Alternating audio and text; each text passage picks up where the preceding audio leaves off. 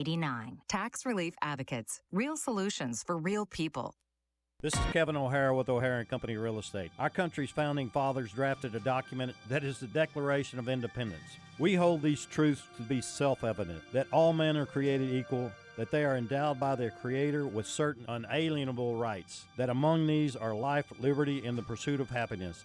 To secure these rights, governments are instituted among men, deriving their powers from the consent of the governed. My friends at O'Hara & Company Real Estate, we believe we're at a precipice in time where we must take back our country. We must stand up for our freedoms or lose them forever. Please don't sit idle and let it slip away. Don't let anyone force you to do something you choose not to. As JFK said, if not us, who? If not now, when?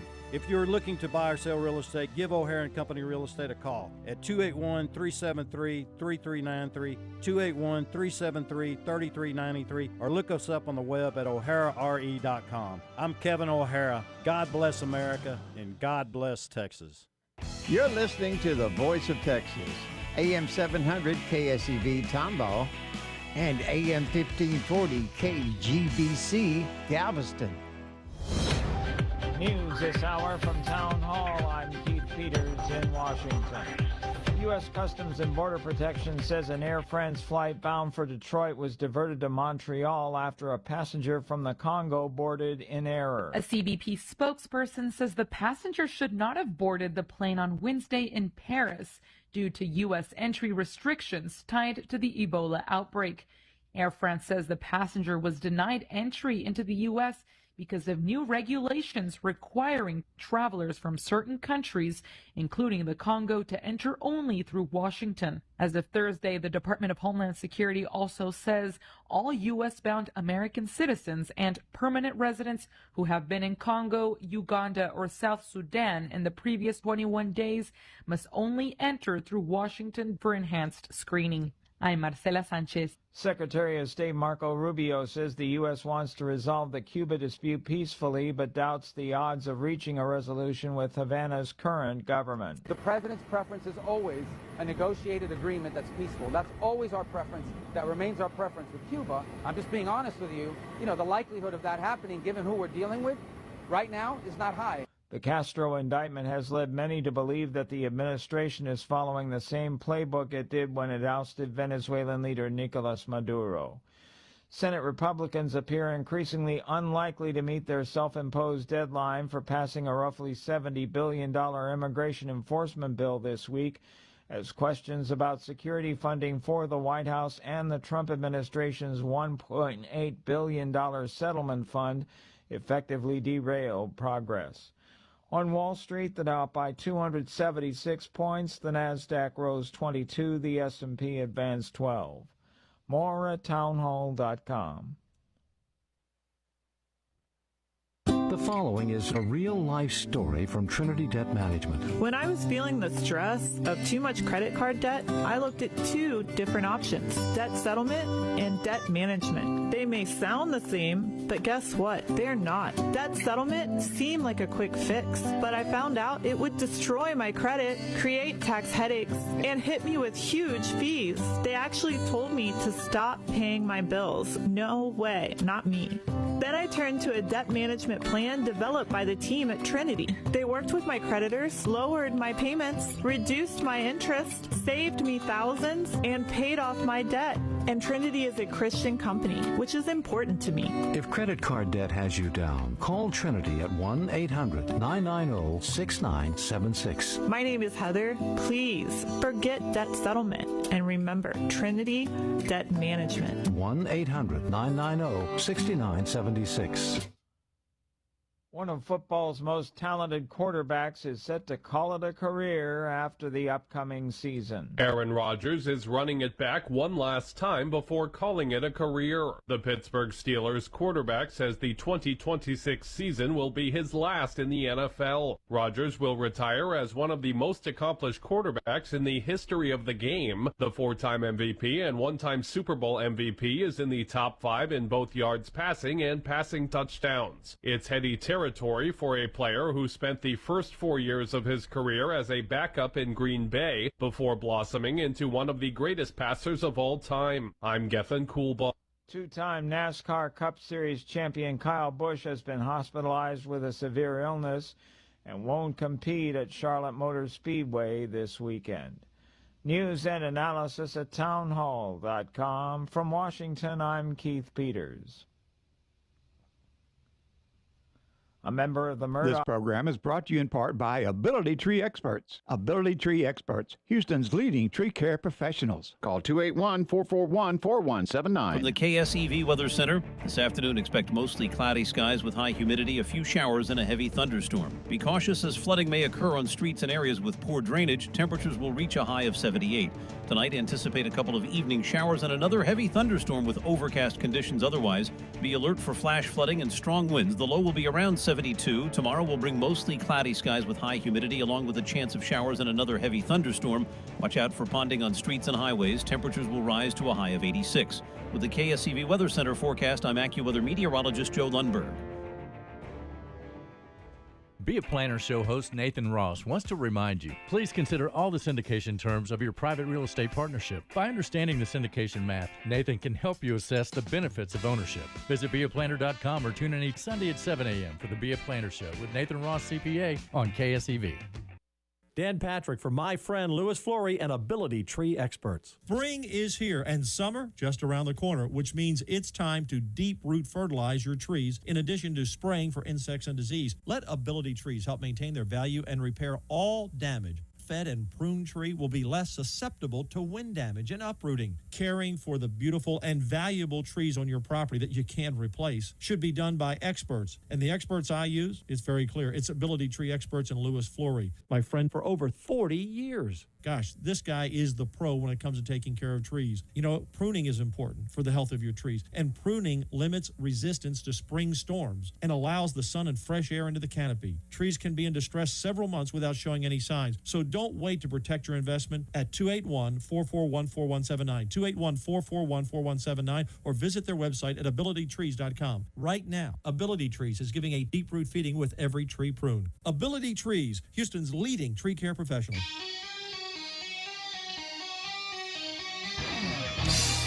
Launch control, this is Houston. We are go for launch. 5, 4, 3, 2, 1. It's ChrisXradio. ChrisXradio. What we need right now is a clear message to the people of this country. This message must be read in every newspaper, heard on every radio, seen on every television. This message must resound throughout the entire interlink. And now, your host. I believe this is going to be our finest hour. Chris X.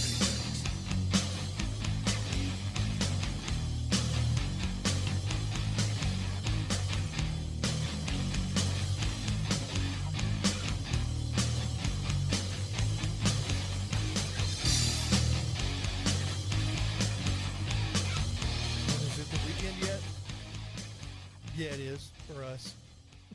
I don't know about anybody else, but it is for us.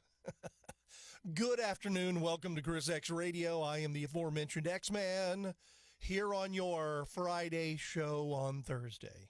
That's right, kids. The weekend kicks off 24 hours ahead of everybody else right here on the Voice of Texas. Glad to have you here with us. We do this because the Amigos take over tomorrow from 4 to 6, so that gives us the opportunity to move our Friday show 24 hours ahead of everybody else. We continue to manipulate the time-space continuum because we can, and then we have a good time, we have fun, especially on your Memorial Day weekend. So look at that, I get a 4-day weekend. I'll be out on Monday, by the way, so. Everybody else getting ready for the weekend. I know a lot of people are taking tomorrow off already. Let me rephrase that. Some of my friends are. So we're going ahead and doing our Friday show today, which is what we do here on Memorial Day weekend. It's probably going to be a soggy weekend. Got to watch out for some flooding, and we'll talk a little bit about that here in the Houston area. But, of course, that's much of the area in southeast Texas. The runoff election is still underway. It's the runoff early voting. It's still going on. That's the runoff election from the primary. So is underway through Friday, which is through tomorrow at 7 p.m., 7 a.m. to 7 p.m. If you haven't voted, you still have time to get out and get your vote cast, or you can wait until Tuesday which is May 26th. That would be Election Day. There are some people that are Election Day voters. They're only going to vote on Election Day. Then there are others that are like me that can't wait to get out and vote and get it done early because it seems like we're voting every month. This has been election season for sure. So if you want to do that. By the way, if you're in Harris County, if you want to get your sample ballot and be prepared, which is what I was, so you can get in and out in about a minute. That's what I went to harrisvotes.com. You can download your sample ballot. The surrounding counties have their own websites, so they can do that as well. So if you're in a surrounding county, just go check out your county website. You can find out. So there you go. All right, so it is pretty much the weekend. Oh, by the way, for those who want to observe a memoriam, tonight is the last Late Show with Stephen Colbert. And no one will even notice because does anyone watch their trash anymore? When's the last time anyone has watched that show? They don't have viewers. They were just burning $40 million a year to a show that gets 1/100th of the viewership his predecessor got. They've destroyed their products. So nobody watches late night shows anymore because you know why? Because in the old days, it was, listen, I got to work all day. I have to deal with politics and deal with stuff. The last thing I want to deal with is that at night. If anything, we'll see a joke or two about either side, but we want to see a comedy show. Oh, no, it became nothing but left-wing propaganda always on every show. And everybody got sick of it and quit watching. And then they forced and manipulated the other late night shows to do it, and then the stupid shows like The View. Why is The View still on? Are there people actually watching The View? Shows that don't deal in facts or reality, they just lie. Once again, left-wing propaganda. It's trash. And a lot of shows will play clips from The View. I don't do that anymore. I've learned that the only reason those shows are staying relevant is because we're playing their clips so people who didn't watch it will actually get to hear it. I'm not doing it. Their shows are trash. The networks are trash. Hollywood is trash. Professional sports is trash. Academia is trash. It is all left-wing ideology. And if you're not part of that clique, well, then guess what? It's trash. Well, because it is trash, actually. It has a lot to do with it. So anyway, good riddance to late night or late show. Is it late night with Stephen Colbert or late show? I don't even know. I just remember the late show with David Letterman, and he was a hardcore lefty too, but he didn't make it all political. So you could actually enjoy it. Conan O'Brien was the same way, and then he moved to, Los Angeles? God. And then his show went the way of the dinosaur. Then it was funny because I remember he was on like 5 nights a week, and then he went to 4 nights a week, and then it was 1 night a week, and then now it's just a podcast. Not that there's anything wrong with the podcast, but anyway, there's a lot going on. Once again, it is Friday, so I guess we got to do our thing. We got to have a little fun this Friday. There we go.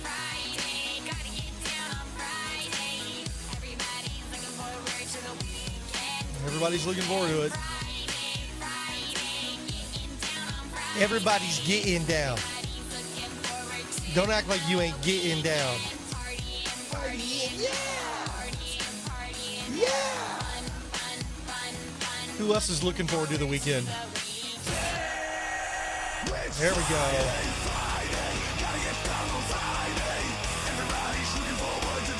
Now, it's funny, this guy's a foreigner. Leo Moricciolo is on YouTube, and he pronounces getting down properly. Partying, yeah, partying, yeah, fun, looking forward to the weekend. It's so weird how I can sing like that now. And it's not really singing, is it? I don't know what it is, but it is weird. All right, so we're kicking off our weekend. We're going here on our Friday show on Thursday. It means we'll talk about whatever it is that you guys want to talk about. 281-558 KSEV is the number. 281-558-5738. Whatever it is on your mind, we'll talk about it. Trump talked to the media today a little bit about Save America Act, or the Save America Act. Man, they're showing Ed Emmett. He's a Baker Institute fellow now. He was former Harris County judge back when things were ran properly in Harris County. before the losers took over. And now it's so weird because former Mayor Anise Parker looks just like him now. It's so weird. And she's running. I guess maybe that's part of her strategy. I will look like Ed Emmett so people will vote for me.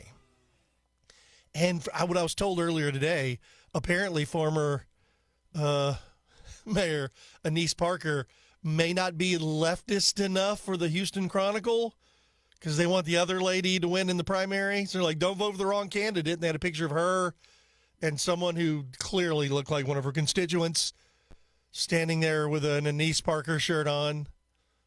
I like our side better. I mean, I like Orlando Sanchez.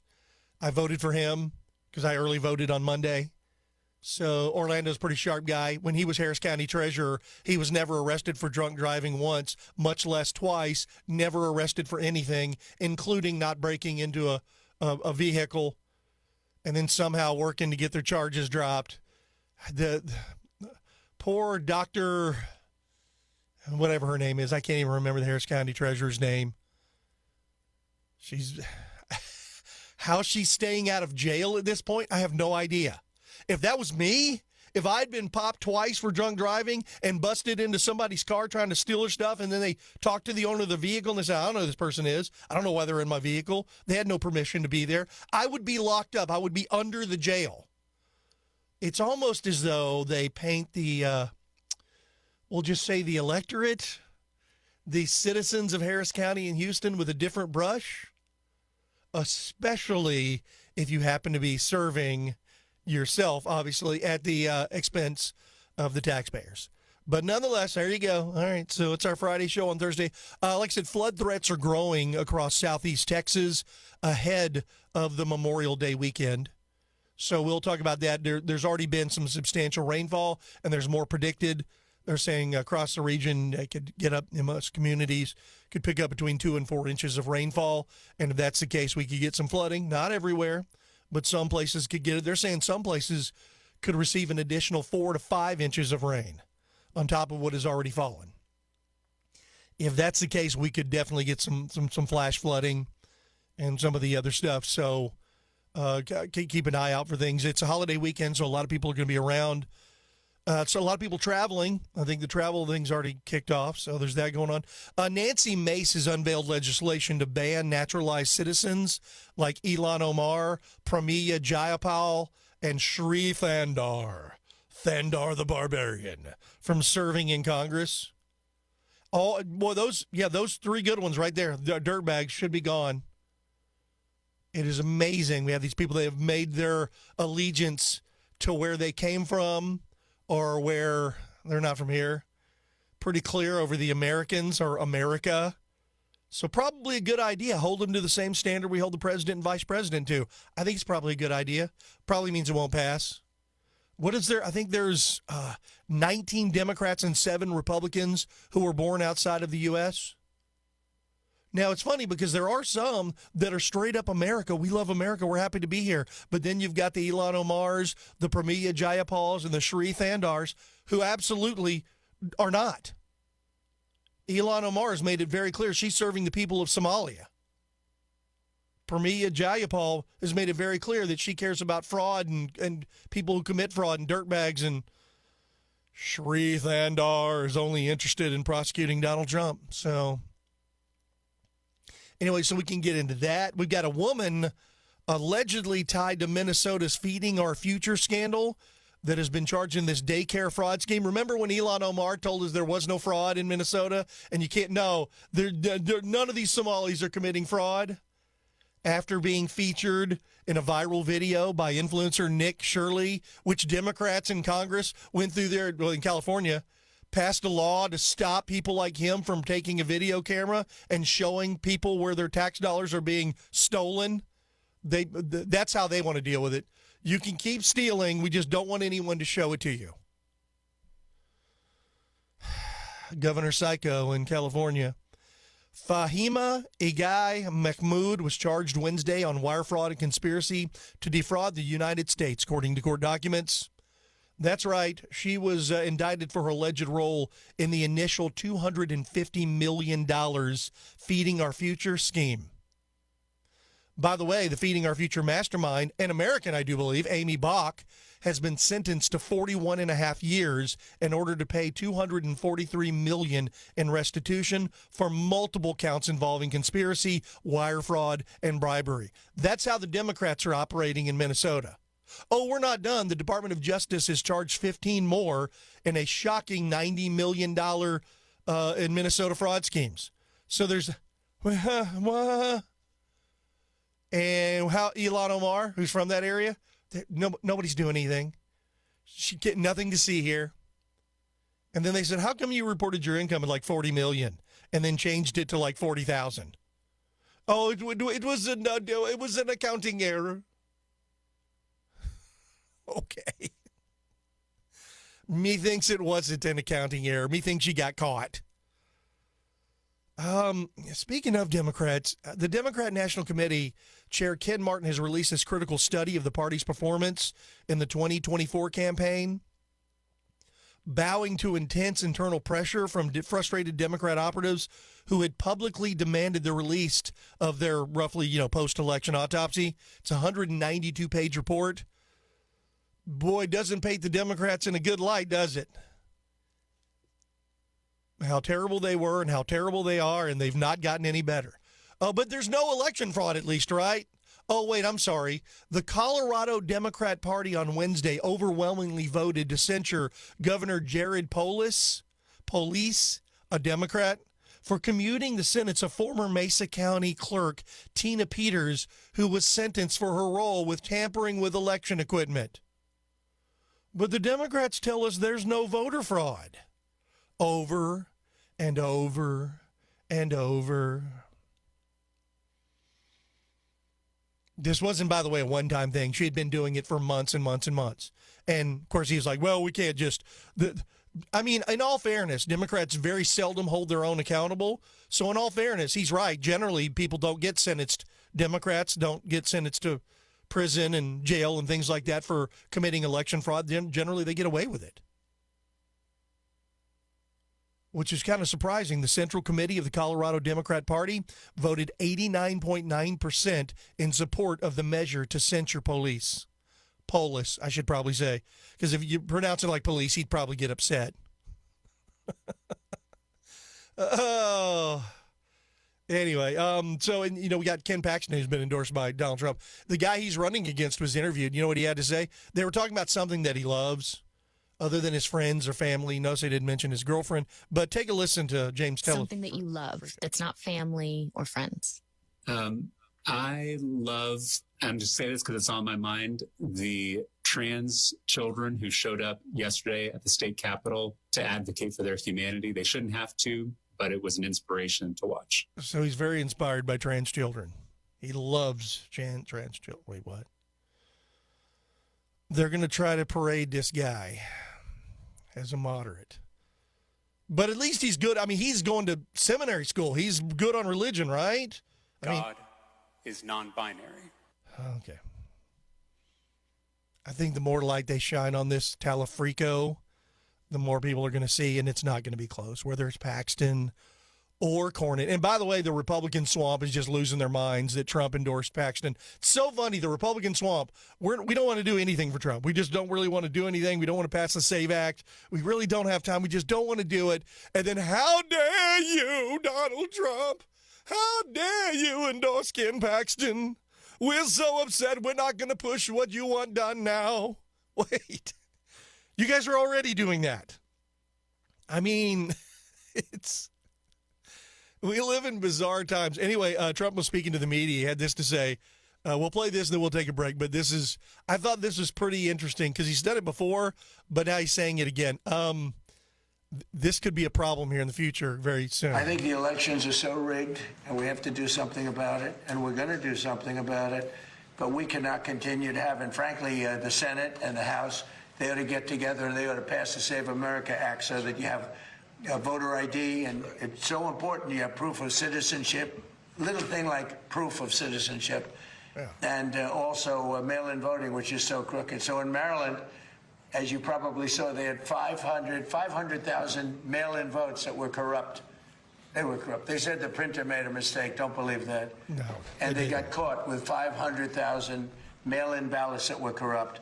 We've got to stop it. We have a country that has a very corrupt. We have more corrupt elections than third world countries have. And we ought to get smart. Pass the Save America Act. That'll be a long way. You have voter ID, voter identification.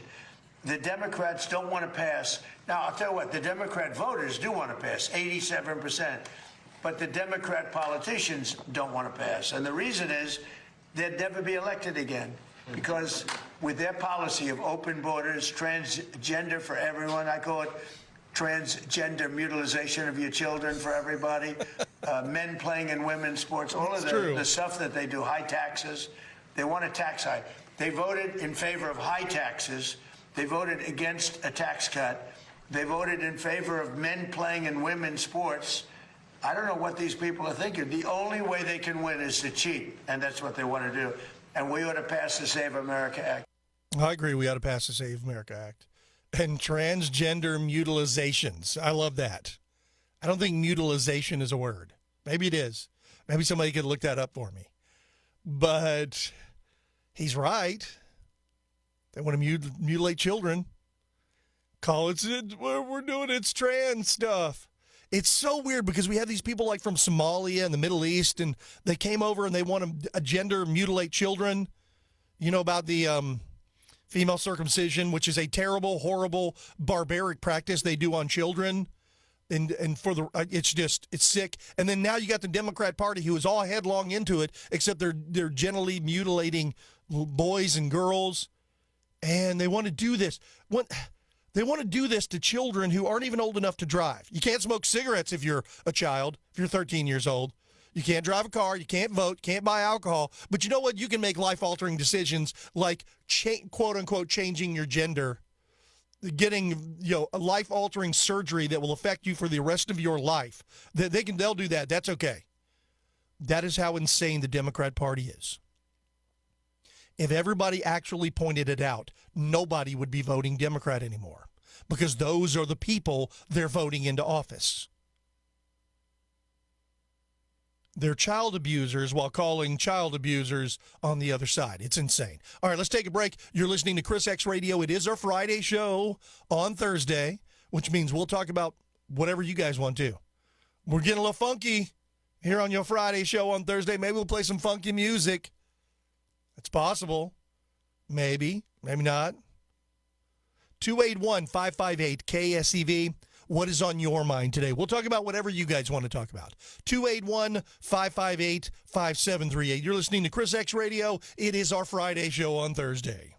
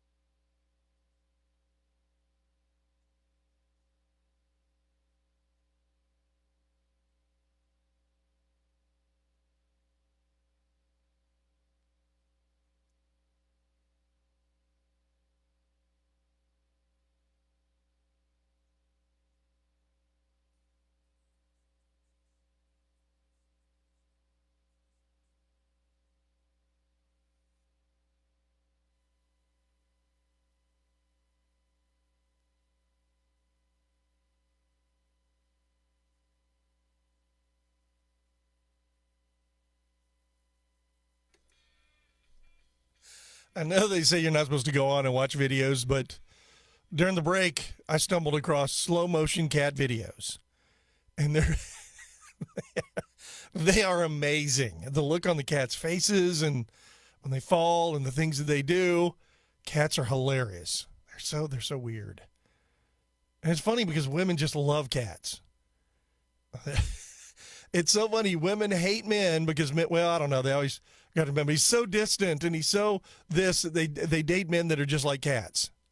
It's so funny. They love cats. I guess because they're soft and cuddly when they're not clawing you to pieces with their dangerous talons. I know it's claws, but they might as well be talons. Anyway, welcome back to ChrisX Radio. It is our Friday show on Thursday.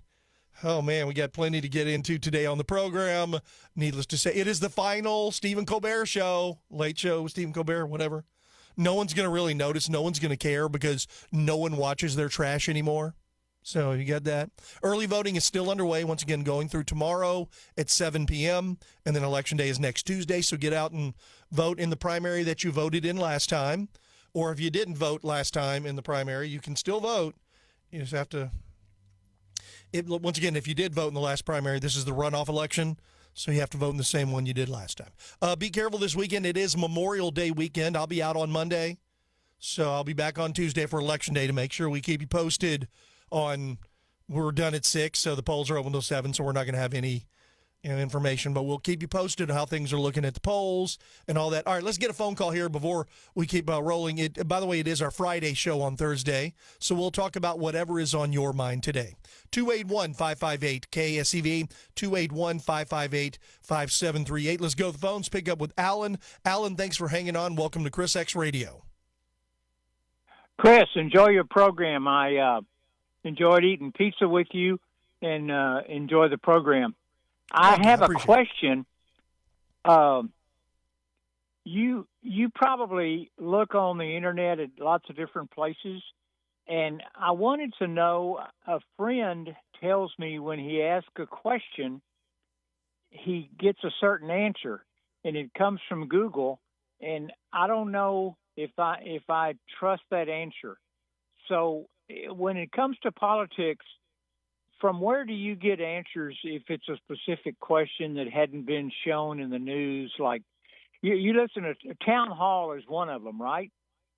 Well, there's a bunch of places. Being a talk show host requires not taking one source for information because of what you mentioned, like Google is corrupted. They're run by radical leftists, and if you search for certain things on Google, it either gets buried if it doesn't align politically with them, or it gets, so a lot of times you don't get those answers, or you get flat-out disinformation, which is what they're very good at doing. So I don't use Google. I use the search engine DuckDuckGo. It's a little more fair. It's not quite as good as Google. Sometimes I will go to Google depending on what I'm looking for. But no, I will go to, it is a multitude of different places. I go to, of course, it'll be Fox News. I'll go to the Associated Press. I'll go to Reuters. I'll go to Breitbart on occasion. I'll go to Bongino Report on occasion. I'll go to, as you mentioned, Town Hall. I think you said Town Hall. Or some of these, so you can go to a lot of different places. The other thing is, once I go to those locations, oftentimes when I find certain information, I can take that information, which is not the traditional search, go back and plug it in a search engine, and then pull up different articles regarding it, and then that's how you sort of get a consensus on what is legit and what isn't. So that way you're not just searching the headlines. So it requires work. I know most people have to work, or maybe they're not quite as internet savvy as I am, but that's how I do it, and I use a whole lot more. I mean, if I was to go, of course, I do that on local things as well. Like I said, of course, Newsmax, they're okay. But then the local websites, which they're clearly biased to the left, Click to Houston or ABC 13 News, or like I said, some of those. But as far as the most, because they're not 100%, but Fox News is probably about as, they lean towards conservative, but they're not. They'll actually cover both sides, and then they don't always do it like certain people. I saw, Kilmeade is shilling for John Cornyn, which is clearly not the conservative thing, because now with Trump endorsing Ken Paxton, and then saying certain things. But that's, so there's various places and various locations that I'll go to, but literally you have to kind of go to multiple ones. I try to stay away from using Google unless I absolutely have to because of the slant. It is slanted far to the left, and it's really hard to get a fair shake out of information out of Google. Yeah, and I've heard you talk about John Thune, the majority leader in the Senate, not being not pushing like he has the ability to move forward that voter integrity proposition by the House, and that guy that used to be a Federal Emergency Management Authority director way back when George Walker Bush was president, Michael Brown. He must have spent 20 minutes describing all the manipulations John Thune is doing, and it's like if Michael Brown can give all that information about what John Thune is doing wrong, it just seems like there'd be a way for somebody that wants that bill to pass to be able to push John Thune, lock him in his bathroom. It's funny. So, thanks for the call, Alan. I appreciate it. Listen, yes, I hear what you're saying.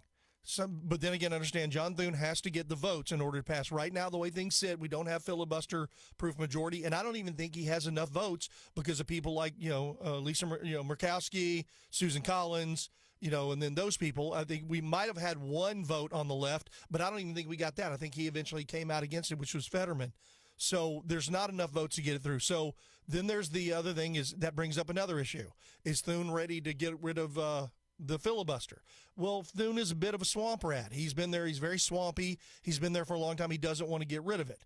And I do understand you don't want to turn over absolute power to the party that's about to take back power, and that's how they've governed in D.C. That's the reason why Thomas Massie, even though, quote-unquote, he's an outsider, he just got bumped. Bill Cassidy, he just got bumped in his own primary, just like Massie did, and why John Cornyn's about to get bumped. People are sick and tired of these politicians that are willing to just kick the can down the road so they don't have to take a hard step on something. So basically, instead of taking that hard step and having a vote fail, well, John Thune just won't bring it up. So there's that.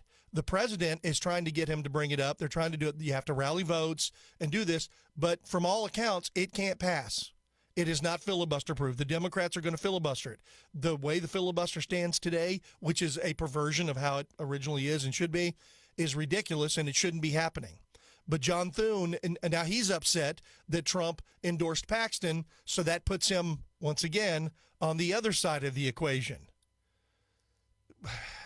I'll say this. John Thune is better than Paul Ryan. He's clearly better than John Boehner. He's better than some of these guys, but not much. Oftentimes we see the Speaker of the House who's trying to get things done. The whole goal of politics is to work together to get things done. Well, unfortunately, we find ourselves in a time where the Democrat Party is virtually a monolith and doesn't want to do anything they don't want, which makes them very difficult to work with unless, of course, you're willing to pass their ideals. And Republicans are more increasingly against that, as they should be. When you're the party in power, you should. Well, you can't expect the other side to just relinquish power and go, okay, here you go. Once again, when you look at the filibuster. Some people think by getting rid of the filibuster, we could make it by passing the SAVE Act, could stop these Democrats from taking over the House or possibly the Senate in the midterms, which is historically how it goes. So there's a lot of lines of thinking. Do I like John Thune? No, not a fan.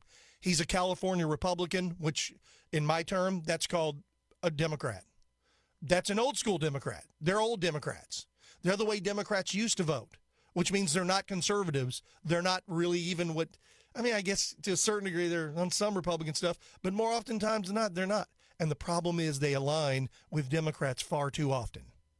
So do I trust California Republicans? Very few of them. Most of them further than I can throw them. No, I don't trust them any further than I can throw them. So there you go. And it's a long conversation. We literally could talk about this for hours. But we do need to take a break. And thank you for the call. And it was good seeing you at the pizza parties. So that's fun. Maybe we'll bring those back one day. We'll see. Got to make sure we can get pizza and get a venue and get people that can show up at the right time. So, but man, we had fun. Do we have 3 or 4 of them? I don't even remember how many we had. But I'm going to take credit and say the pizza parties were what elected Donald Trump. So I'm going to go with that. That's why he won the popular vote and the Electoral College. I'm going with that. It was our pizza parties. Nobody else's. It was ours. All right, it is our Friday show on Thursday. What is on your mind? 281-558 KSEV, 281-558-5738. And I guess to ultimately finish our conversation, Alan, is sad but true. We'll be right back. Don't you go anywhere.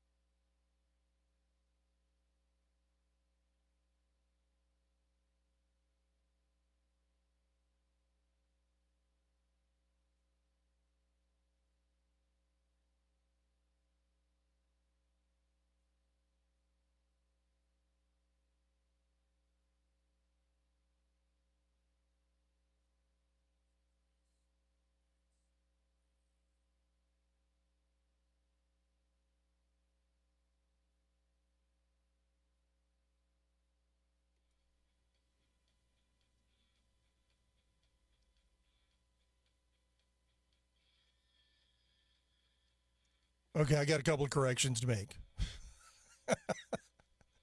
Somehow I ended up in left field, literally. So John Thune is not the Speaker of the House. He's the majority leader in the Senate, and he's a senator. He's actually from South Dakota. He is not from California. For some reason, I confused him with another senator who's from California. But I guess he sort of governs like a California senator. But once again, he's in the Senate. He's the majority leader in the Senate. Kept calling him Speaker of the House, and I don't know why I did that, because the Speaker of the House is an actual Republican who everybody said was a rhino who's actually doing pretty well, Speaker Johnson. So, but nonetheless, okay, so I want to make sure I get that right. It's John Thune, and he's from South Dakota, and he's been there since 2005, so that puts it, about 21 years? So he's not real conservative, I can tell you that. Especially, well, put it this way. When they was running, remember, it was him and John Cornyn, who's about to get bumped in his own primary, and some others. So just kind of keep that in mind. But the conversation still applies, basically, to how things are going. I don't think John Thune is evil. I don't think he is terrible. I don't think he's a complete, total swamp rat, but he's pretty swampy, much like John Cornyn. He's pretty swampy, too. He's not a rhino. He votes roughly 80% or more with what we like, but unfortunately, he's wrong on the big issues. And Ken Paxton gave the ultimate out. He said, if you want the other one to drop out of the race, because Trump said he'd make an endorsement and wanted the other candidate to drop out in the Texas race for Senate, U.S. Senate, well, Ken Paxton just called him and said, all right, if you can get John Cornyn and John Thune to pass the Save America Act and he votes for it, then I'll drop out. Well, they didn't. And now Trump has endorsed Ken Paxton. So, anyway, it is our Friday show on Thursday. Welcome back. I'm Chris X. We've got this segment and one more remaining. Phone lines are full, but when you hear someone drop off, you'll be able to get in at 281-558-KSEV. Let's go ahead and go right back to the phones. Pick up with David. David, thank you for hanging on. Welcome to Chris X Radio.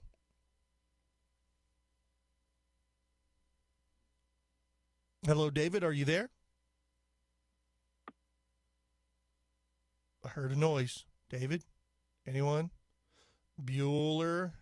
All right, well, I'll tell you what. I guess put David on hold and then go check on him. Let's go to Jimmy X next. Jimmy X, thank you for hanging on. Welcome to Chris X Radio. Can you hear me? Yes, I can. Is this David? This is David, yes. Okay, David. All right, go right ahead, David.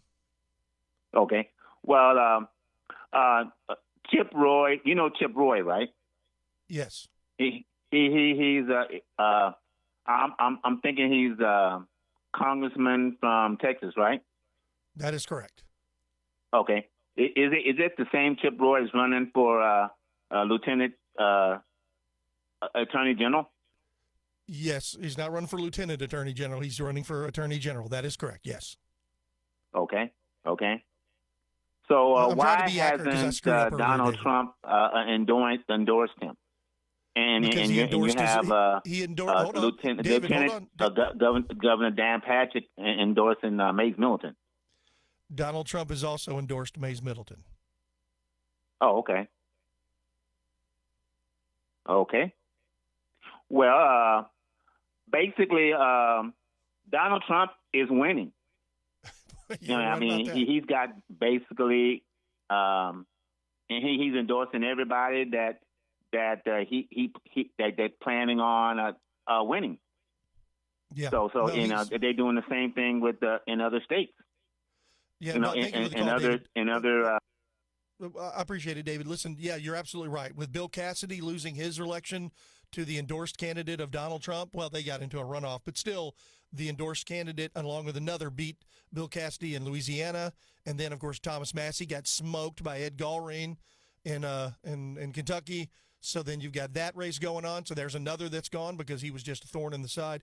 And it's amazing how many people still think Thomas Massie is what he was when he first came in. When he first came in, he paraded as something. He was entirely different, and the guy's been a loser for a while. So for him to get bumped out in his own primary tells you a lot about what his own constituency thinks about him. So you've got that. But then, of course, now with John Cornyn, same sort of thing. Ken Paxton was endorsed by Donald Trump. So Trump's got a pretty good record when it comes to endorsements. And there were, 24 other Republicans that were Trump endorsed that did well, is either in a runoff or won it outright. So, no, you're absolutely right about that. Chip Roy, and like I said, Lieutenant Governor Dan Patrick, Donald Trump, they're all endorsing his opponent, Mays Middleton.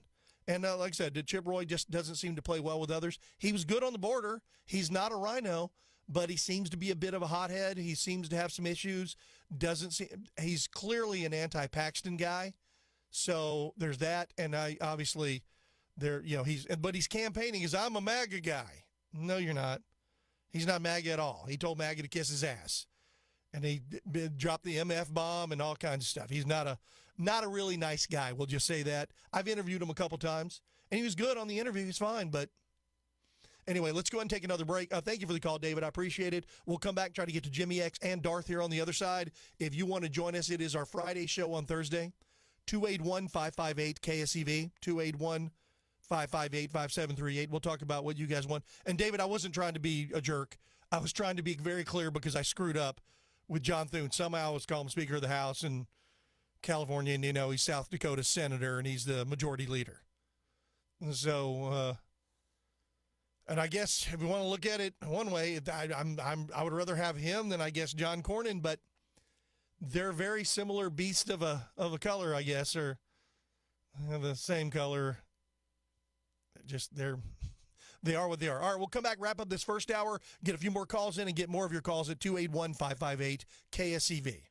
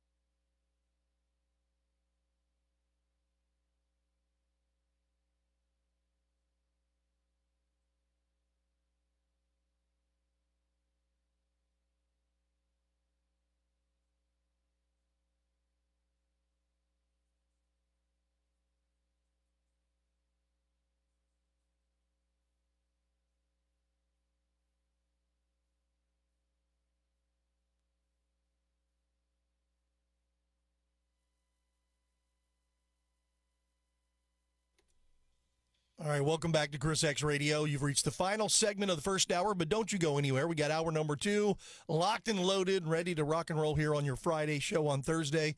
We'll talk about whatever is on your mind today, and we'll go right back to the phones.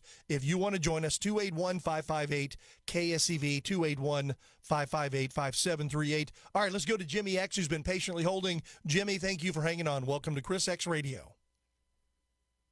Jimmy X to the second power, Brother Chris. I didn't hear that part. So well, we got you now. Second to Jimmy X to the second power. Thank you for calling. What's on your mind today? Well, 2 things. If you notice, before John Thune was elected as the Senate Majority Leader, every time there was a photo op, it was he and John on either side of Mitch McConnell. That should have been a sign about how he was going to rule as leader. The other one that ran was Rick Scott. That's right. Out of Florida. And Rick had some plan that he tried to get done that really created a big problem for a lot of Republicans, and that's the reason they didn't support him. He was too rigid in his conservatism. And the other thing that I was saying was that Tina Peters from Colorado is not a Democrat. She is a Republican who was trying to get the machines to where they could be analyzed forensically to check and see if they were being tampered with, and she misled people when she did that. Now, that was against the law. It should not have been done that way, but she did it to try to get access because the Democrat Party had ruled that she could not, as the chairman of that county, she could not have access to the machines to have them audited. And so President Trump threatened to withhold funding for the state of Colorado if they did not do something to help her, because he pardoned her in 2025, even though it was on state charges. So I just wanted to correct you. She wasn't a Democrat. She was a Republican. Okay. I guess I just assumed with the Colorado Democrat Party censuring, Democrat Governor Jared Police. So, no, thank you for the call. I appreciate that and the correction. Apparently, I'm just going to be wrong all day today. I don't know. For some reason, I guess I'm ready. Boy, I'm ready for a Friday, aren't I, already? All right, tell you what, let's go ahead. Thank you for the call. I appreciate it. Jimmy X to the second power. And I always like being corrected when we're wrong. And sometimes we misspeak. And, yeah, that may be the case. I didn't realize this was the same case that you're referring to. I thought Tina Peters was, I'm thinking it was a different case. But now that you mention it, no, I think you're kind of right on. All right, let's go to Bart here before we run out of time. Bart, thanks for hanging on. Welcome to Chris X Radio. Yeah, Chris, what do you think of the total blanking on the coverage for Doc Chambers running against Greg Abbott? It seems like most people have never heard his name one time. Well, apparently he doesn't have any money to advertise, is my guess. Right. He only got like 120,000 raised, and I think it was 54 left in his thing. But he's got some great positions, but the media is act like he doesn't exist. Well, he doesn't, and I'm glad, and I'll tell you why. If you don't have enough money to run against Greg Abbott in the primary, you damn sure don't have enough money to run against the Democrats in November. He would get smoked, and we have no room for a Democrat governor of the state of Texas. I don't care how good your positions are. So it's all about the $110 million that Abbott has. No, it's not all about it, but that's a huge part. If you're going to try to take on that Democrat machine, you got to be able to afford to do so.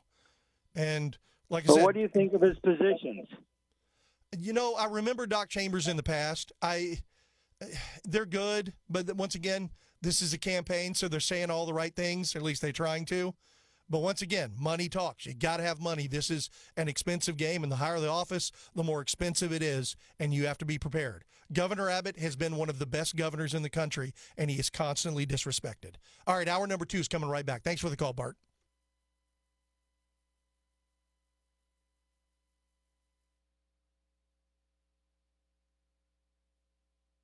News this hour from Town Hall. I'm Keith Peters in Washington. Secretary of State Marco Rubio says Iran cannot be allowed to profit off its chokehold on the Strait of Hormuz. No one in the world is in favor of a tolling system. It can't happen. It would be unacceptable. It would make a diplomatic deal unfeasible if they were to continue to pursue that.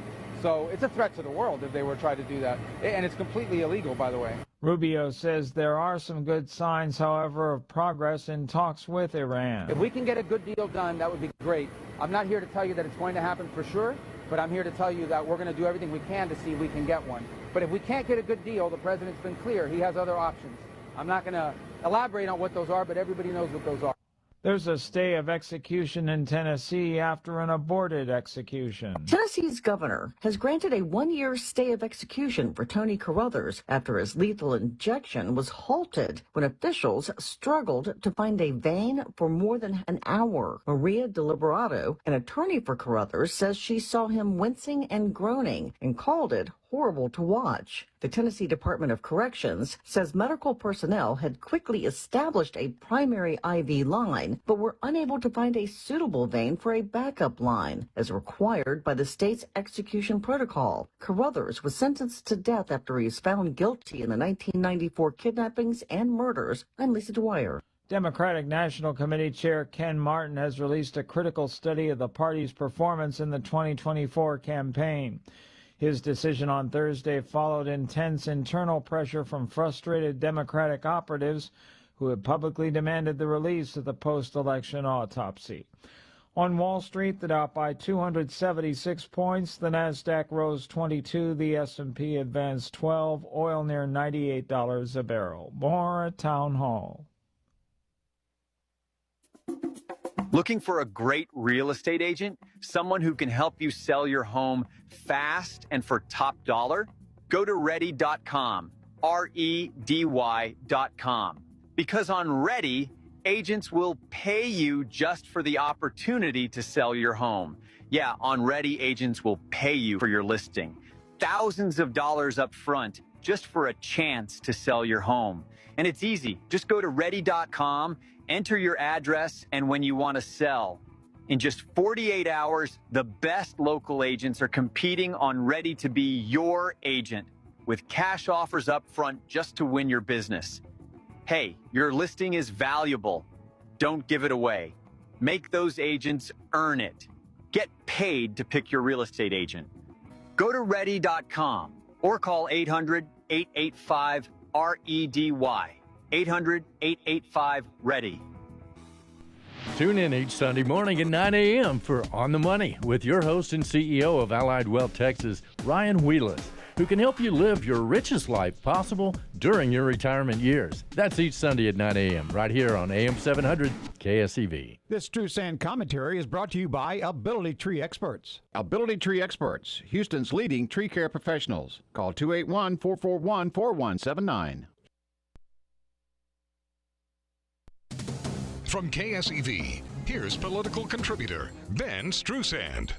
Military planners always assumed that if a war with Iran began, the Iranians would attempt to take the Persian Gulf hostage and close the Straits of Hormuz. What nobody expected was that the Iranians would be allowed to export while America's allies, the Saudis, Kuwaitis, the UAE, and occasionally Qatar, would be blocked. A sort of mutually assured destruction was expected to provide enough leverage on Iran to keep the straits open. Yet, for a brief period, they were allowed to export their own crude and charge a ransom to anyone else wanting to do the same. That is, until the U.S. Navy stepped in with a blockade of its own on all Iranian exports, including crude oil. In just a few weeks, Iranian storage will max out, leaving Iranian oil producers with no other choices but to shut in oil wells permanently, damaging their ability to fund their economy, pay their military, and bankroll their terrorist proxies. The cutoff would be close to 100%,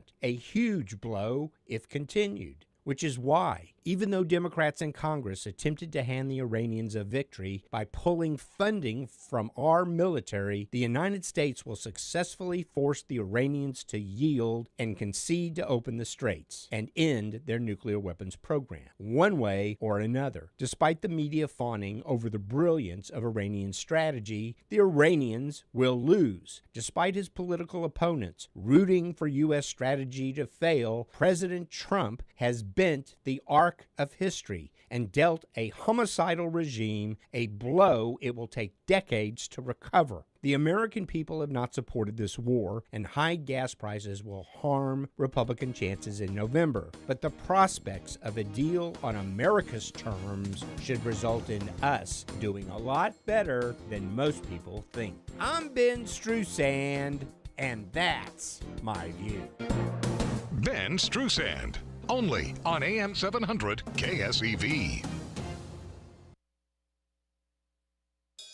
There's nothing like a cold, crisp cocktail on a warm Texas night. So Specs is celebrating the season with our annual tequila sale. Find all your favorites at the lowest prices. Whether you're mixing it up or sipping it slow, now's the time to stock up and save big. Shop Specs! Get your agave on during the annual tequila sale at Specs Wine, Spirits, and Finer Foods. The fun starts here.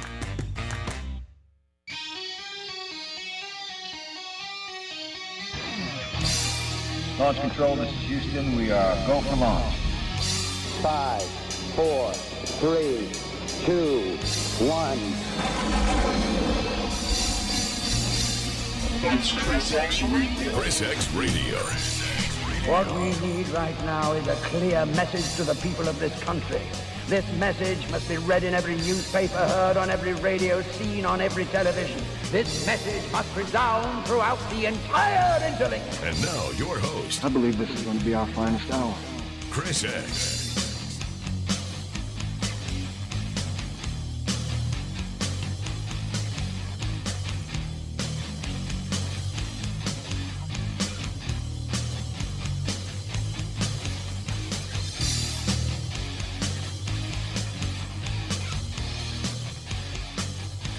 Good evening and welcome to the second hour of ChrisX Radio. I'm the aforementioned X-Man, along with the gang. We are ready to rock and roll here on a Friday show on Thursday. That's right. We manipulate the time-space continuum to do our Friday show 24 hours ahead of everybody else because the Amigos take over tomorrow from 4 to 6. So make a point to tune in tomorrow from 4 to 6. Listen to the Amigos with El Senador, the Judge, and then, of course, batting cleanup is a Stru with a View. I think he bats, by the way, with Lucille.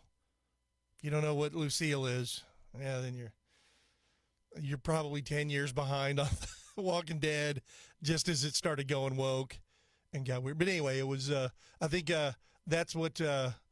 Stru with a View he tends to use over the beat the Judge over the head, because the Judge is he's something special, to say the least. Anyway, they take over tomorrow from 4 to 6, so we do our Friday show today from 4 to 6 to get you ready for the weekend. It is a holiday weekend.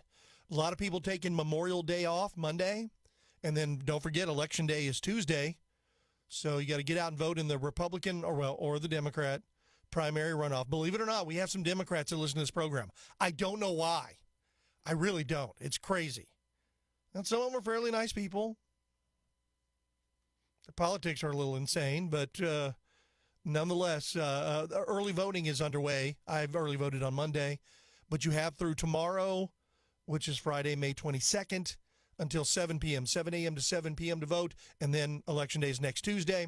So you can be an Election Day voter, or you can go early vote either this evening or tomorrow. Still got a couple hours to get in. If you get in line, I say if you get in line. There's no lines. It's a low turnout election.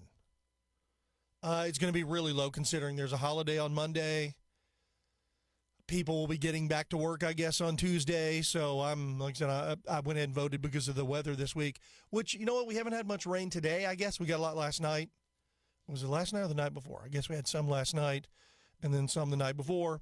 So, but you got to watch out. They're saying there's a flood threat growing here across southeast Texas. We may, in some areas, see 2 to 4 inches of rainfall. In some areas, 4 to 5 inches. So not everywhere will see flooding, but some very well could. So it's going to be a soggy weekend, a soggy holiday weekend. I'll be out on Monday, so I'll be back on Tuesday for Election Day. I'm actually going to go enjoy Memorial Day weekend. Normally this is a time where I try to run up to the hill country and have fun, but it's been raining up there too, so it's just muddy, so I'm not going to do that. I don't know, I'll probably hang around here. There's plenty I need to do around the house, that's for sure. So anyway, but it is our Friday show on Thursday. What does that mean? That means we'll talk about whatever is on your mind at 281-558-KSEV, 281-558-5738. All right, before we get into some of the other issues, because I'm scattered today, so I've made a lot of mistakes. God. And calling John Thune Speaker of the House, I don't know how I ended up doing that, but he's Majority Leader, saying he was from California. He's not. He's from South Dakota. But as Jimmy X to the Second Power pointed out, most pictures were him with John Cornyn. And now a lot of these Republicans, the swamp rats, are upset that Donald Trump endorsed Ken Paxton, because so far a Trump endorsement it can make or break you in a primary. It broke Bill Cassidy, longtime senator from Louisiana. I guess it wasn't too long considering guys like John Cornyn who've been there for 30-something years. He's been in politics for 40-something years. And he really doesn't have a lot of things to really brag about, which is pretty bad for somebody who's been in politics for so long. But now Ken Paxton is endorsed. We saw Thomas Massey fell in Kentucky over the weekend. Well, over the weekend, no, it was a couple days ago. He lost his own primary. Got beat by like 8 to 10 points. And he got beat by a military guy who was a Trump-endorsed candidate. Now, Thomas Massey, in many ways, he sealed his own political fate by being very anti-Trump and bucking the president at every opportunity. If you do that, you've run the risk of losing that Trump endorsement. And how these guys who go in and then work everything they can against the president's agenda and then expect to be endorsed by him, and then when they don't get it, they blame the Jews. Wait, what? Yeah. You're going to have to ask Thomas Massey about that one. The other thing, too, is all these people, he was so independent-minded, he was so good. Yeah, he took a lot of money from Muslims, from Muslim areas, and became very anti-Jew, anti-Israeli at that point, including being completely classless in his concession speech, claiming that his opponent who beat him was in Tel Aviv. What? Thomas Massey was not the hero he made himself out to be. He was a hero in his own mind. In reality, he's a weirdo whose wife died and then very quickly started dating this woman, moved her up to D.C., wanted her to do really weird things. She didn't like doing them, got uncomfortable, so then they fired her and tried to pay her off with $5,000.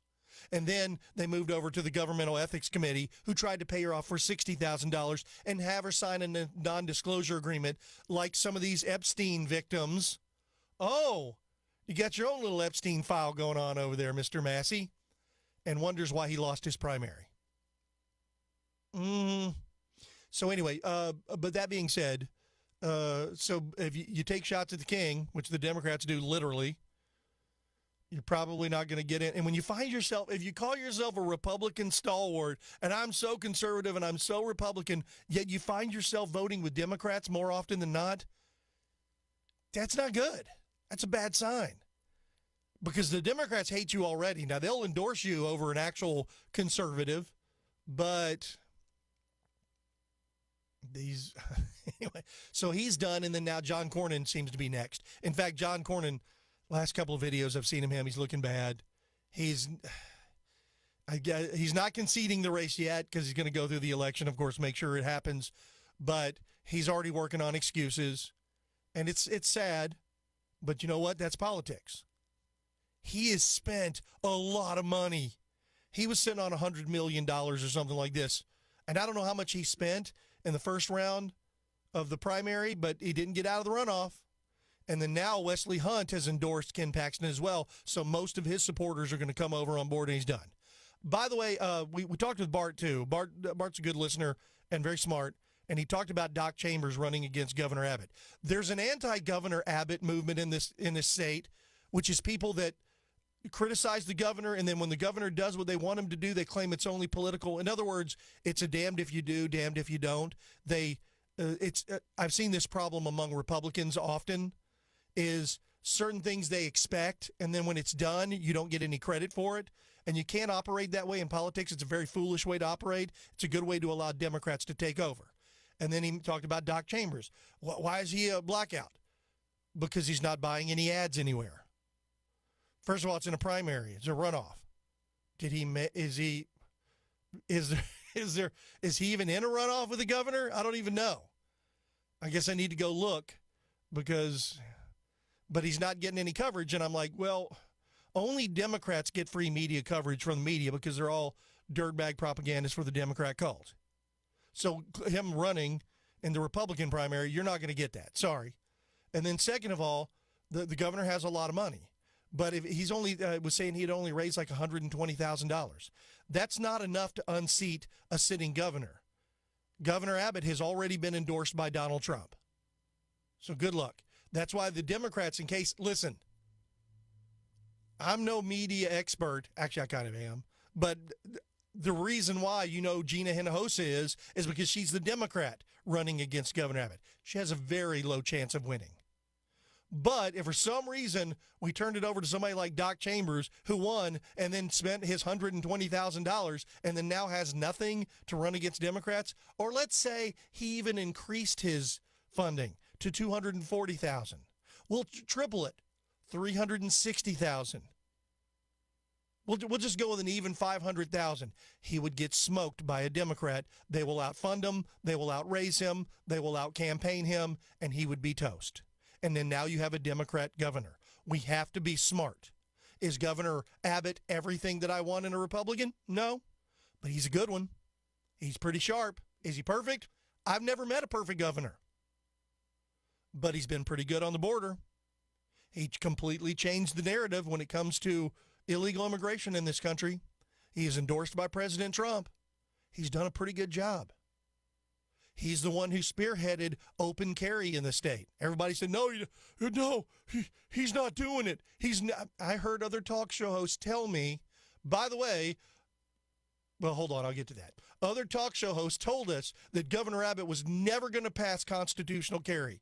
He did it. One of the first in the country.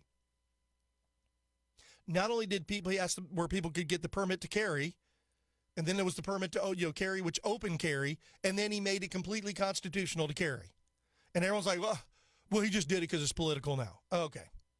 I've heard the other certain talk show hosts, certain people with a very regal title, who's got a much bigger reach than I do, has done radio shows in this market for longer than I have, makes a whole lot more money than me, has a much bigger following than me.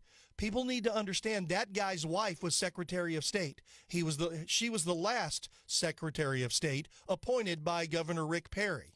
When Governor Abbott came in, he replaced her. Do you think that could have something to do with why he speaks the way that he does? You have to learn people's motivations. That is also why, like I said, money talks, why certain people get certain endorsements. Listen, I don't get paid enough, and I have not been paid to endorse any candidates, so that's why I have no allegiances one way or the other. All right, well, you work for the lieutenant governor's station. You know what conversations I've had with the lieutenant governor? First of all, I voted for him for state senator multiple times, and then I voted for him for lieutenant governor multiple times before I ever came to work on his station. You know what he's told me to talk about on the radio? Chris, you talk about whatever you want to talk about. I'll never police what you say. I'll never tell you what to say. That's funny. So do I align with him politically? Hell yeah. He's been a very good lieutenant governor. I've never even interviewed the governor. I've never interviewed Greg Abbott. I thought about it, like, okay, if the opportunity arises, I'll probably interview him, but I haven't. But I've watched people go in and go after him, and they have no plan afterwards. They just assume that if I get it, well, then I'm going to be the next governor. It's possible. It's highly unlikely, and it's exceptionally unlikely if you don't have any money to run against a Democrat machine that is about to dump $100 million to support this guy right here. Just take a listen. Something that you love that's not family or friends. I love, I'm just saying this because it's on my mind, the trans children who showed up yesterday at the state capitol to advocate for their humanity. They shouldn't have to, but it was an inspiration to watch. He also said this. God is non-binary. And we're supposedly taking him out of context. No, we'll give you all the context. The Democrat Party is going to spend $100 million pretending this guy is a moderate. They're going to buy up all the ads on television. They're going to get another $100 million in free coverage from these podcasts and television stations that are nothing more than Democrat propaganda. So am I anti-Doc Chambers? No. Understand the way I look at politics, politicians are tools. You should probably do this as well. Understand they're tools to get what we want, to have the best city, county, state, government, federal. If you look at them as tools instead of people, all of this other stuff kind of goes away. And then when you watch the tools doing what they're doing, guys like Thomas Massey, he came in, he wrote a good wave of support.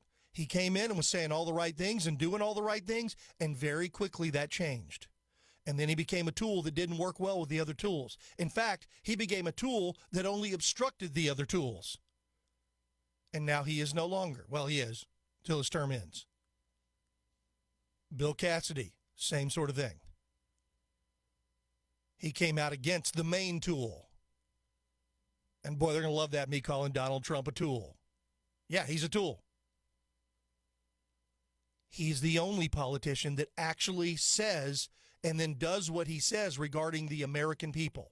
Everything he does revolves around how do we make America better and better for the American people. I know gas prices are too high with the Iran war. I get it. It's frustrating. It's sort of the nail. It's the straw that breaks the camel's back, if you will, in these times of unaffordability because things are so expensive. Man, I just paid my garbage bill today. I get every 3 months. You know, the city of Houston's talking about charging $5. My garbage bill was $95 because of the cost of gas. And that's, I guess, you know, we have a private company, I guess, that does it in our area. It started out around $68. That was what I originally started paying when I first moved into my house 8 years ago. Or was it, 2019? So 7 years ago. That's what I was paying, around $68. It's up to $95. Every single thing has gone up. The cost of electricity, the cost of gas, the cost of water. And I'm on a mud district, but unfortunately that's not nearly as bad as the city of Houston. And like I said, everything is expensive. And then you throw in high gas prices and it's like, oh my God, it's just too much. It's killing us. Well, you got to be careful. Understand their tools. When the tool no longer works for you, it's time to make changes. And you darn sure don't want to go to a tool that you need a wrench and you're going to come in with a screwdriver. And that's unfortunately, and a lot of people think politics should be about just our views. Well, it should, but then again, there's reality that kicks in. We don't live in a vacuum. And the reality kicks in that, hey, listen, I want to be the governor of the greatest state in the country. Well, that's probably going to have a cost attached to it. It's probably going to cost a little money because there's a lot of people that want to be governor, and the Democrats are willing to spend a whole lot of money to get it. And if you try to go into a fight and they're armed with swords and guns and knives and all you got is a hand with some skin on it, you're not going to get very far. So that's how I look at voting, which is why I voted for Governor Abbott. I'll vote for him again. He's been a pretty good governor. Him and Ron DeSantis are the best two governors in the country. Oddly enough, Kristi Noem was a great governor. And then not so great when she went to the federal level. Her husband, though, man, he's part of an organization that I'd never heard of. Dear Lord. But once again, these politicians are tools. That's why when the tool becomes dull or no longer effective, you replace it. Hopefully with a better tool and not the wrong tool, and a tool that is equipped to do the job you need it to do. I know all the people that think I'm a John Cornyn lover, which is that talk is sort of quelled because I told people, hey, listen, in the past, we haven't really had a viable candidate run against him in the past, and now we got one with Ken Paxton, and I voted for Ken Paxton in the primary and then just voted again for him in the runoff. All the people that thought I just loved John Cornyn, well, they kind of quit calling as much. They can't say that anymore because I voted for a better tool. I voted for the most successful attorney general in the country. He has been very effective. I like tools that are effective. And yes, I just called him a tool too. There are tools on both sides. The tools on the other side are dangerous tools. When you try to use them, they cut you. And in some cases, kill you. And in many cases, they don't even care about you. All they care about is what they want. I don't want those kind of tools running our country, running our state, running our counties, and running our cities. Because everywhere they're in charge, it's worse. It's more expensive. you get less services. Anyway, okay, so sorry, I didn't mean to just kind of go off, but that's why I vote the way I vote. That's why I see things the way I do. I don't mean to be brash all the time, but occasionally you kind of got to lay it out and make people understand. Listen, you may love somebody personally and saying the right things. All the politicians try to say the right things when they're running, especially in primaries. They're speaking to their core constituency. That's what they want. The other thing, too, is all of them are pretty good for the most part. When it comes to whether you're going to vote for whomever, they're not all crazy liberals because you don't get along with them or you don't know. And you can't trust commercials. Chip Roy's commercial is calling him a MAGA candidate. He's been anything but MAGA. He's not MAGA at all. He's very good on the border. He's been really good on the border. He's not a terrible congressman. In fact, most of the people who've liked him in Congress, he serves basically up in the Hill Country and then West Texas, they tend to like him. And I don't blame him. He's done a relatively good job.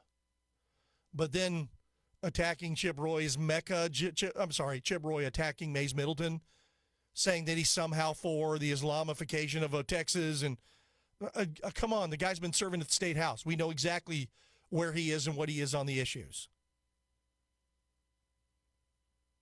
In fact, I've interviewed both of them. I voted for Mays Middleton. So there you go. All right, let's go ahead and take a break. We'll come back, start taking some of your phone calls. It is our Friday show on Thursday. By the way, some other things, too. I saw Nancy Mace, who's running for governor now, I do believe, but she's still in Congress.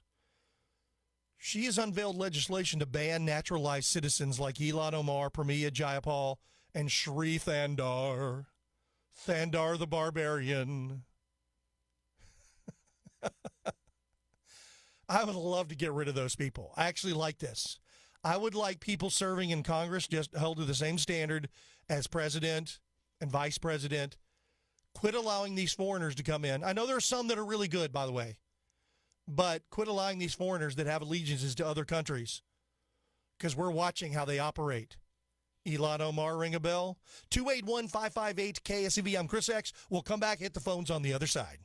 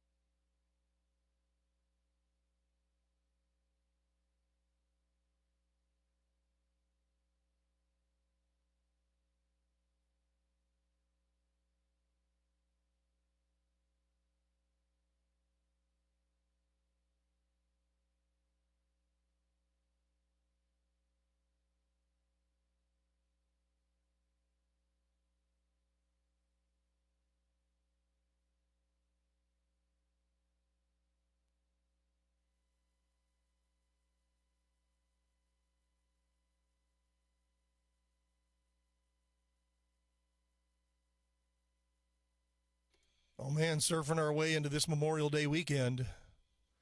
Boy, with the rain going on there, man, you could be surfing. Actually, I don't know how it is down at the beach. Are the waves up? It's been a long time that I've gone to Galveston and tried to go surfing. I remember being a kid, well, high school kid, and going and doing that. Needless to say, it was tough to catch good waves because there weren't a lot of good waves. But we're going to have a lot of rain this weekend, possibly some flooding, so be aware in your area. You may get anywhere up to from 2 to 4 or from 4 or 5 inches, depending on where you're at, and that could lead to some flooding, some flash flooding, and coming into the Memorial Day weekend. So it's going to be a pretty soggy weekend, to say the least. I'll be out on Monday, but I'll be back on Tuesday. So I already voted in early voting, which, by the way, ends tomorrow.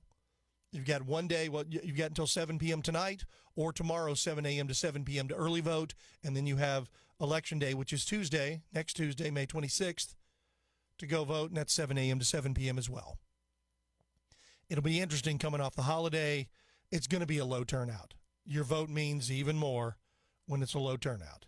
All right, 281-558-KSEV. If you want to join us on our Friday show on Thursday, we'll talk about whatever you guys want to talk about. 281-558-KSEV. Let's go to Michael, who's been patiently holding. Michael, thank you for hanging on. Welcome to Chris Radio. Hey, real quick on the your intro, you know, when it talks about listen to the whole world, all your televisions and radio, at the very end it says the entire, does he say intellect? No, it says interlink. It's from a movie. It's movie V for Vendetta, and that's basically the internet in the movie. It's called the interlink, and that's what he's referring to, the interlink. Okay, well, anyway, I voted for Mays, and then I've got these little things. See, I already voted Monday, but I'm still getting these things in the mail. And Ted Cruz is backing, what's the other one's name? Yeah, he's backing Chip Roy. He's backing Chip Roy? He has endorsed Chip Roy. Yes, that is correct.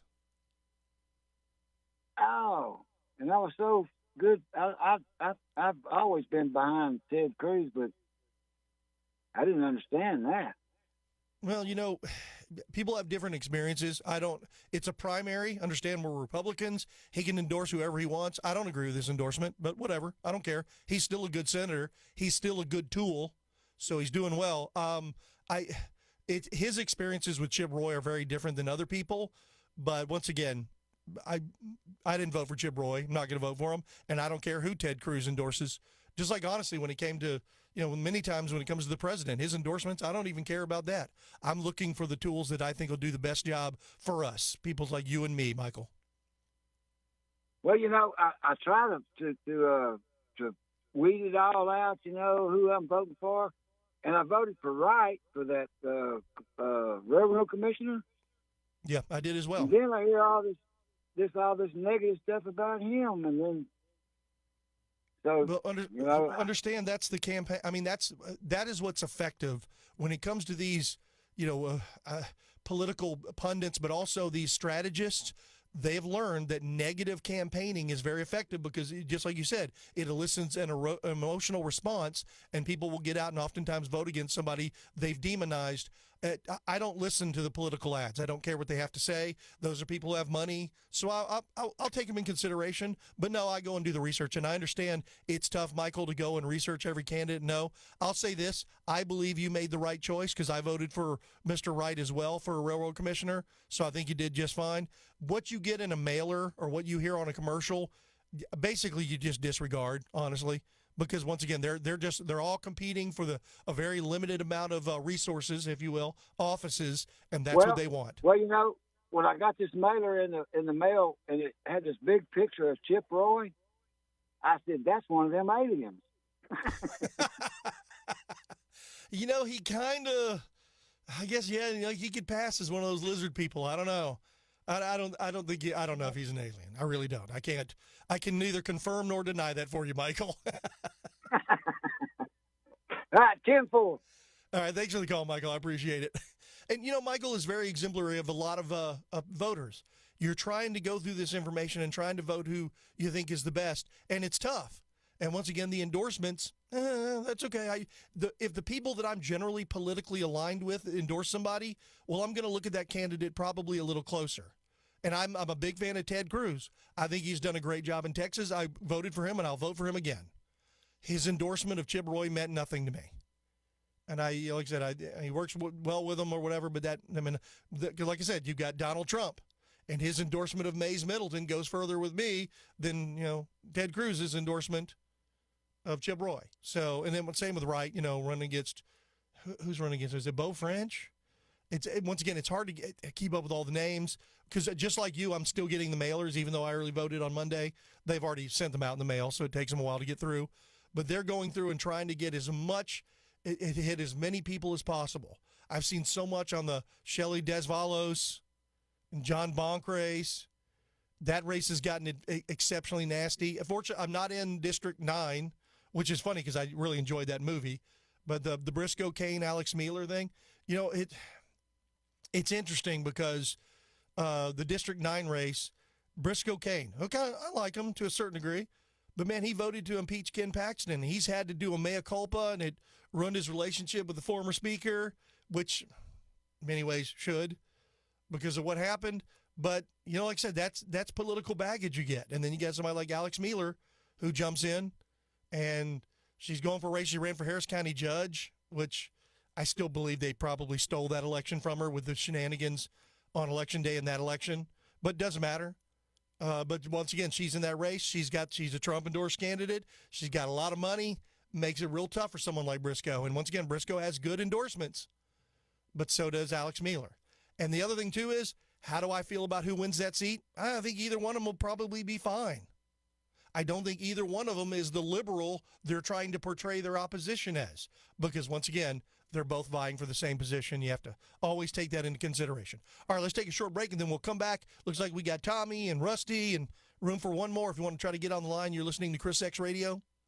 I'm the aforementioned X-Man. Man, I think I'm way over, too. All right, we'll come back and try to get more of your calls on the other side, and we'll take a lot of them. It is our Friday show on Thursday, which means we'll talk about whatever you guys want to talk about. 281-558-KSEV, 281-558-5738. Don't go away. We'll be right back.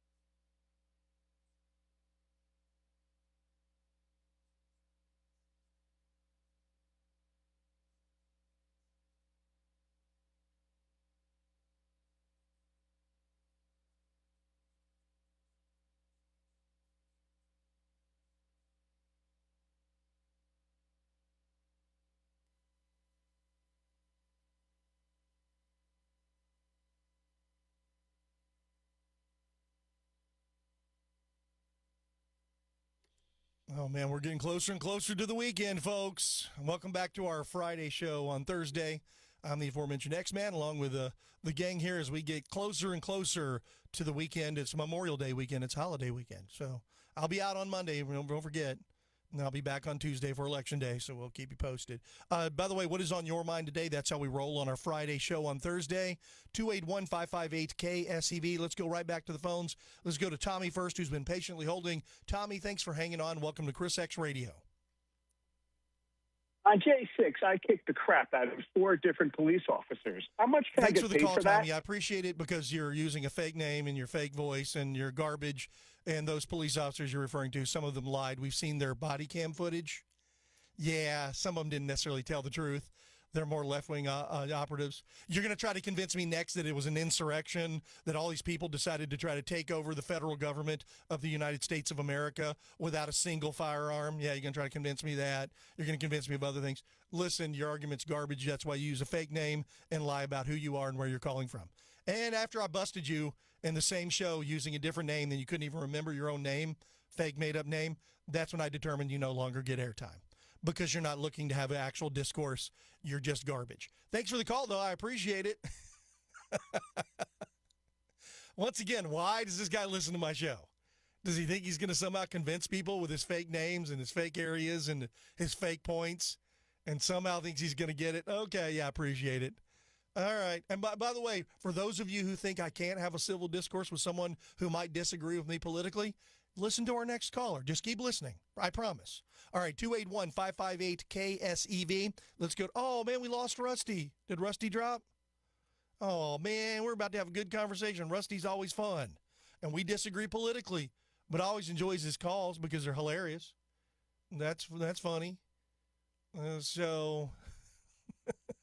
Looks like we do have Jimmy X, the original, the OG Jimmy X, on the line. Let's go to Jimmy. Jimmy, thank you for hanging on. Welcome to ChrisX Radio.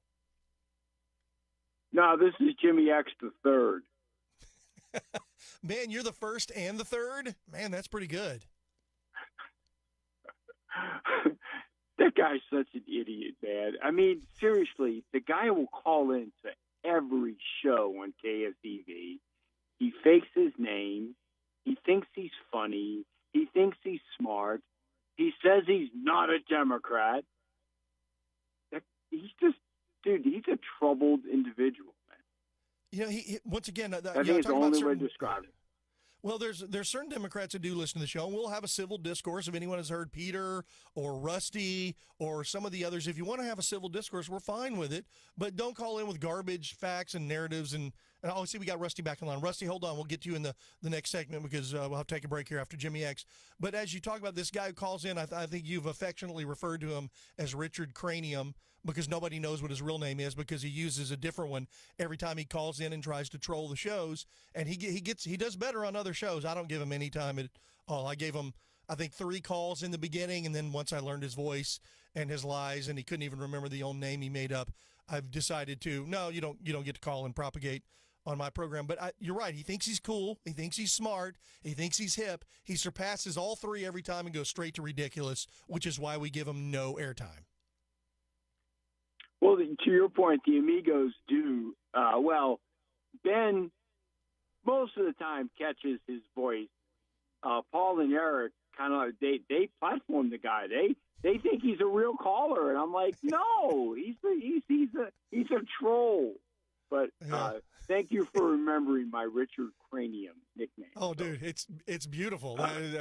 I haven't been able to come up with a nickname better than that one. So yes, he will be forever Richard Cranium until he can come up with something better. And he hasn't. And you're right. And listen, I don't want to beat up on the Amigos. I know they only do their show on Fridays from 4 to 6, which is why we do our Friday show today. But that being said, Paul and the Judge, they're not professional radio broadcasters, even though they've been on the air for 25, 30 years now. They're very good at what they do. But that being said, they're not professional broadcasters, and I'm sure they don't really listen close enough to realize it's the same troll with the same voice, whereas Ben is maybe a little bit more adept. And Ben, you're right, Ben catches on a whole lot quicker than they do. So, like I said, I don't want to beat him up. I mean, Paul is a senator. He's very good at it, and he's busy working on more important things than dealing with Richard Cranium on a regular basis. So there you go. Two quick points. Number one, just got back from early voting. Did not realize that my early voting location was in fact open to 7, because oftentimes during the primary season they're only open till 5, but in fact they were open to 7. So went ahead and voted for Ken Paxton. Was really troubled with that vote, but I think we've got to unite.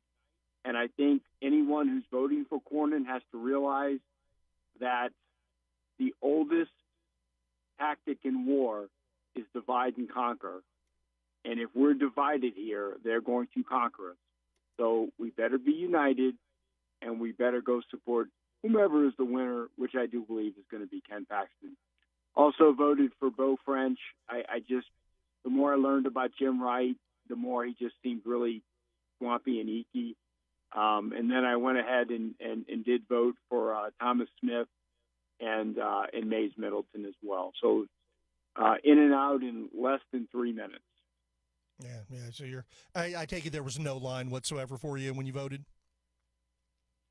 Zero line. So, but, and then also a quick plug here, because I know sometimes you do a plug for them as well. The Amigos always have on or promote gas product services, Russell Metzler, and I needed some gas work. So had Russell's son out today, Brian, to my home, did a bang-up job. Worked on my crawfish boiler, which is kind of an industrial crawfish boiler, and super excited about using it on Saturday, and just want to give a plug to Gas Product Services. Well, thank you, Jimmy. That's awesome. I appreciate, first of all, you using our sponsors. Like I said, we speak for them because we like them, and they do a great job for all of our listeners, so I'm glad that you used them. Russell does great work, and it's a family business, so his son does great work. They do a fantastic job. I love the fact that you have an industrial crawfish boiler or whatever. You're from Louisiana, so because you've told me many times, which is awesome. So you are serious when it comes to crawfish. You ain't playing around. So that's actually awesome. And once again, Russell's great. He's a great dude, and he's very smart and does fine work. And he's also very active in the political community. He really is. He goes to a lot of events, and like I said, he's always, every now and then he'll drop me a note, which is great. So no, he does fine work and does a fine job. So I recommend him not only to you, and I'm glad you used him, but to any of our listeners. You need gas work done, he's the right guy to go to, and he'll get it taken care of. And I've known multiple people that have used Russell, and he's done them all right. So that's great. Yeah, you did good. Okay, let's take a break. Rusty, if you can't hold on for me, we'll come back because we're way overdue for this break, and we'll make sure you might be the final call here as we head into the Memorial Day weekend. And you guys remember what Memorial Day is about. It's not just about barbecues.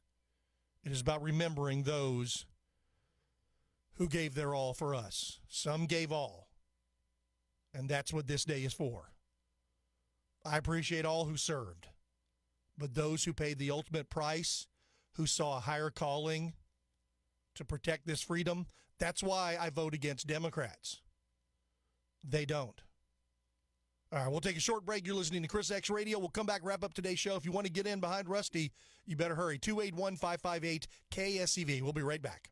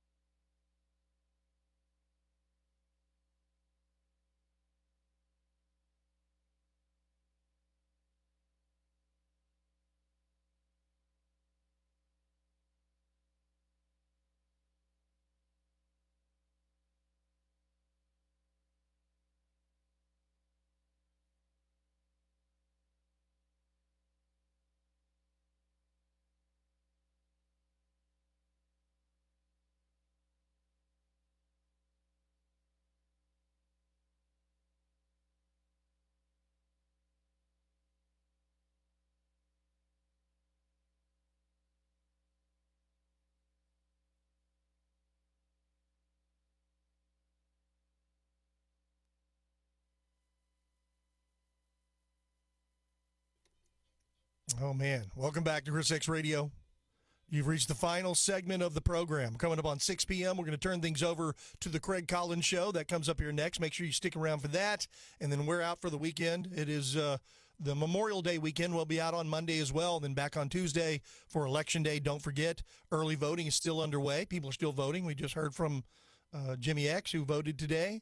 So you have until 7 p.m. tonight, and then tomorrow you have from 7 a.m. to 7 p.m. to get out and vote. And then Election Day is Tuesday, May 26th, next Tuesday. So there you go. All right, I said I want to go to the phones here before we run out of time. We got Rusty, one of our regular listeners, calls in on occasion. Rusty, thank you for hanging on. Welcome to ChrisX Radio. Yeah, Chris, it's me again. Hey, you was so ready to get rid of that other guy, man. You hung up on me too. well, we did. If we hung up on you, I apologize. We didn't mean to, but yeah, the other guy definitely gets hung up on. We know we love our Rusty here, so there we go. Oh my! But anyway, you talked about Stephen Colbert. Yeah. Anyway, well, I was watching last night. Well, I watch every night. I'll be watching tonight. So, who do you think is going to be on? Maybe Paul McCartney? You know what? I don't know. I imagine they're going to try to pull out all the stars, stars he can possibly think of for his final show. And then I don't think they're even replacing the show. I don't even know what they're going to air in his place after this. So it's very interesting time, right. I guess, for late night on CBS. Yeah, that Comics Unleashed or something like that. It won't be any good.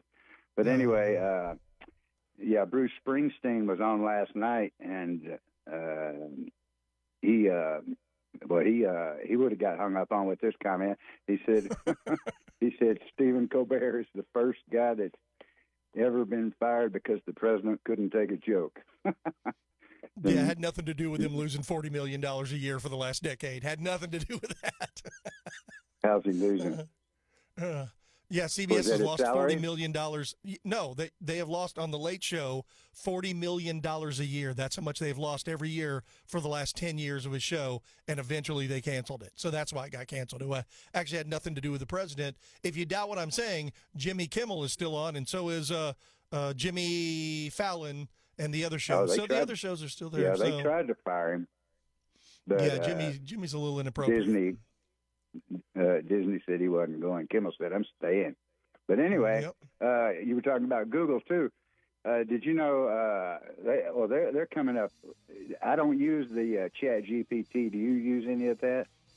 You know what, Rusty? No, I haven't used any of that stuff yet. I know a lot of people do, but I haven't used any of it. Yeah, I hadn't either. But anyway, when you Google things, if you notice, there'll be a little box with the AI view. Yeah. And that's the correct answer. Well, sometimes it depends on who programmed the AI, but it's usually a lot more effective. It usually has, most of the time,